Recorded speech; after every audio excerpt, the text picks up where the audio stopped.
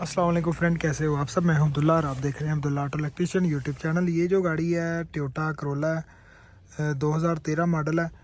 Customer की complain है कि इसकी मैंने सर्विस करवाई है और उसके बाद गाड़ी स्टार्ट की है, गाड़ी स्टार्ट नहीं हुई। ठीक है, तो सबसे पहले मैं आपको दिखा देता हूँ। फ़ोन पे जो बात हुई है वो कह रहे हैं जी स्विच ऑन करते हैं, मीटर के अंदर कोई लाइट नहीं आ रही है। देखें, स्विच ऑन कर दिया, मीटर के अंदर कोई लाइट नहीं आ रही, गाड़ी क्रंक कर रही है लेकिन स्टार्ट नहीं हो रही। ठीक है, ये स्विच बंद कर दिया, इसलिए बंद किया ताकि बैटरी ना डाउन हो। बाहर से फ़ैन भी डायरेक्ट हो गया और मीटर के अंदर कोई लाइट डैशबोर्ड में शो नहीं कर रहा। तो सबसे पहले हमने क्या करना है जी, जो अक्सर गाड़ियों के अंदर फॉल्ट आता है तो इसका हमने स्विच बंद ही रखना है। सबसे पहले हमने इसका फ्यूज़ चेक करना है। इसके दो फ्यूज़ लगे हैं, ये बैटरी के सामने बिल्कुल ये बॉक्स लगा हुआ है। एक फ्यूज़ ये है हमारा 20 एम्पेयर का, एक फ्यूज़ हमारा ये है 15 एम्पेयर का। इन दोनों में से हमने सबसे पहले देखना है कि हमारे फ्यूज़ ठीक हैं कि नहीं। ठीक है, टेस्टर को एक साइड पे नेगेटिव पे लगा लिया, पहले 20 एम्पेयर का चेक कर लो। ठीक है, दोनों साइड पे चल रहा है।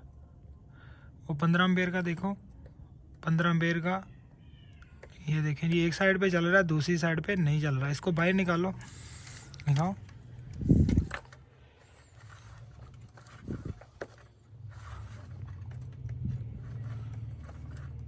अच्छा जी, इसका फ्यूज़ हमने बाहर निकाल के देखना है कि ये फ्यूज़ अंदर से सही है कि नहीं। ये देखें जी, फ्यूज़ अंदर से ख़राब हो चुका है। ये देखें,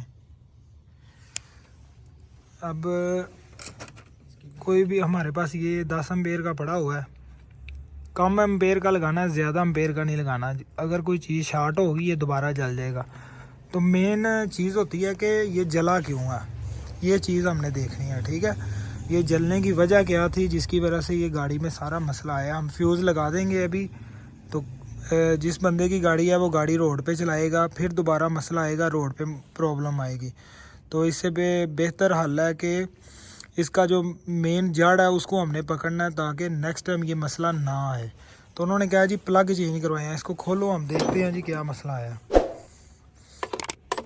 अक्सर इसकी वायरिंग शार्ट हो जाती है, कोई भी सेंसर की या इग्निशन कोयल की, इंजेक्टर की। तो उसके बाद ये इसका जो इग्निशन 2 का मतलब ECM 2 का फ्यूज़ है। जो 20 एम्पेयर का वो ECM 1 का, जो 15 एम्पेयर का वो ECM 2 का। ये देखें जी, ये इंजेक्टर की एक, इसमें भी इस फ्यूज़ का कनेक्शन है और इसके अंदर जो इग्निशन की करंट आती है, जिस तरह ये वायर छिली हुई है। अब इसके अंदर फॉल्ट क्या है ये देखें, ये बोर्ड लगा हुआ था ना, प्लग चेंज करने के बाद ये वायर देखें पूरी बेंड हुई है। ये मैं क्लोज करता हूँ आपको सही नज़र आए। ये देखें, बोल्ट उसने टाइट कर दिया ऊपर से और ये बॉडी के साथ लगी है, जिससे ये सारा मसला क्रिएट हुआ। ठीक है, अब हमने क्या करना है जी, इसको अभी तो कोई भी चीज़ अवेलेबल नहीं है, पार्ट्स वाली दुकान भी सब कुछ बंद है। अभी हम इसको टेम्परेरी टेप करेंगे और इसको साइड पे रख के इसके जो बोल्ट हैं वो लगाएंगे और उसके बाद इंशाल्लाह हमारा जो फ्यूज़ है वो नहीं जलेगा। तो ये इसकी जड़ थी, ये इसमें फॉल्ट था जिसकी वजह से फ्यूज़ जला है और ये सारा मसला आया। तो अभी फ्यूज़ लगा दिया ना, अभी मैं आपको अंदर जाके दिखाता हूँ। ये आप लगा दो तो फिर गाड़ी को स्टार्ट करके देखते हैं। ये देखें जी,